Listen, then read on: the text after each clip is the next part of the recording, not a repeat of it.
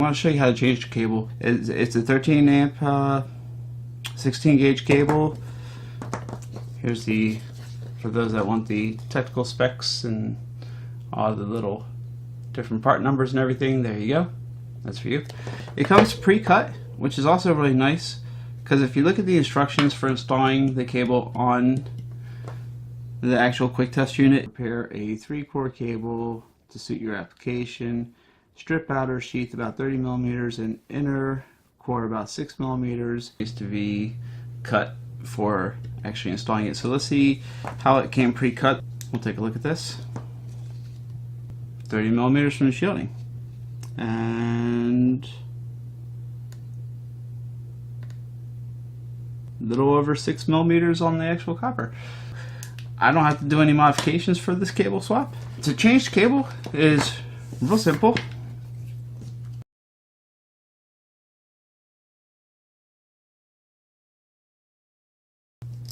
I'm going to open up the bottom.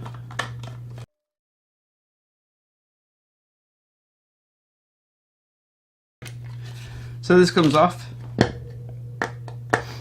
You have your 3 posts inside here. We'll undo our 3 posts. Now don't worry if you're not paying attention to the color arrangement. I'll give you a little tip on how you can figure that out after the fact.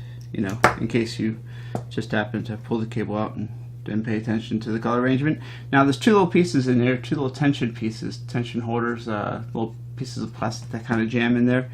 If you pull up on it, you'll notice one of them actually just raised up on me right there. So you can see if I pull up on this, one of them actually came up with it, and it comes right out. So there's actually 2 of these in here. We're going to set those aside.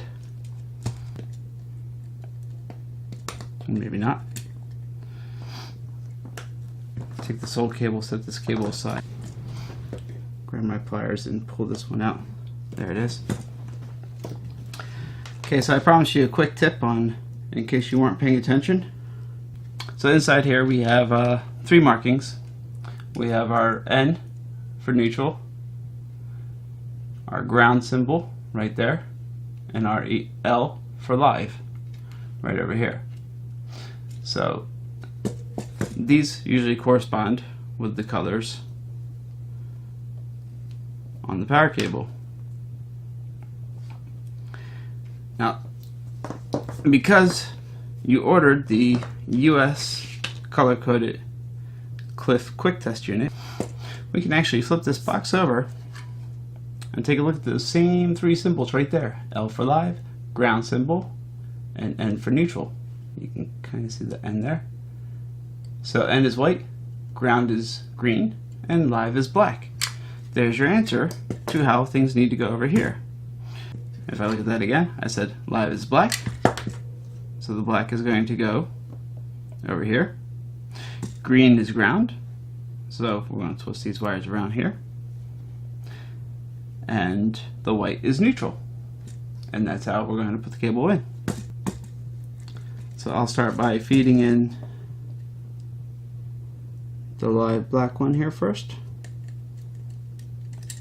And I had a little piece of a strand kind of come up on me, so I'm going to pull that back and twist it again. Bend it up just a little bit so that way it feeds in to the hole in the post, just doesn't catch any strands there. There we go. You don't need that much tension.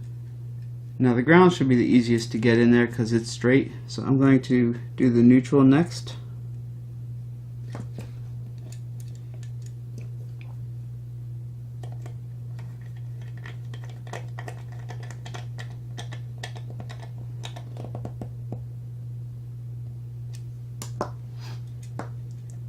And the ground should be real easy to get into place. I'm going to actually sink this piece in here, the main shielding.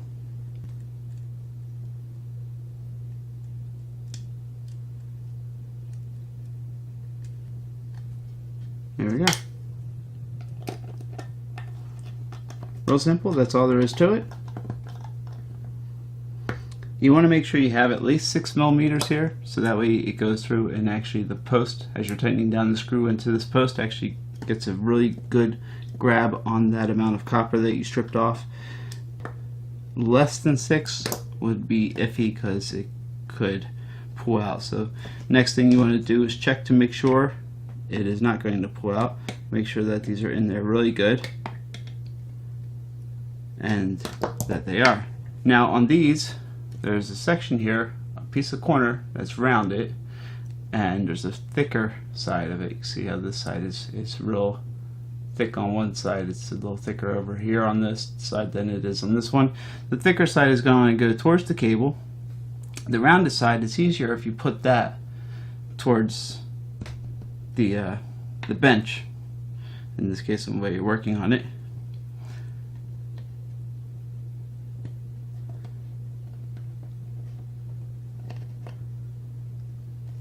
Because that rounded side gives you a little bit of a start as far as pushing up against that cable, against that shielding.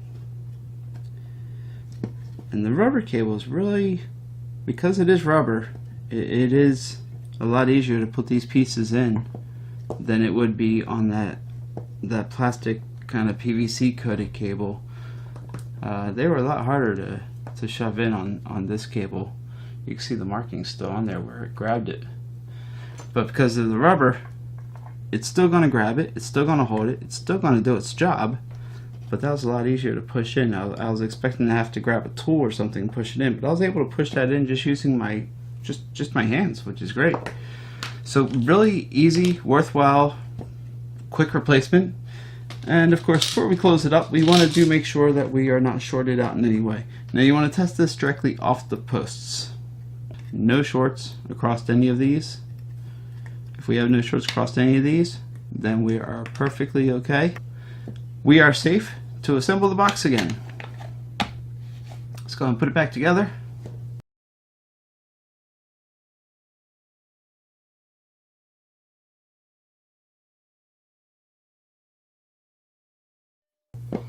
And there it is.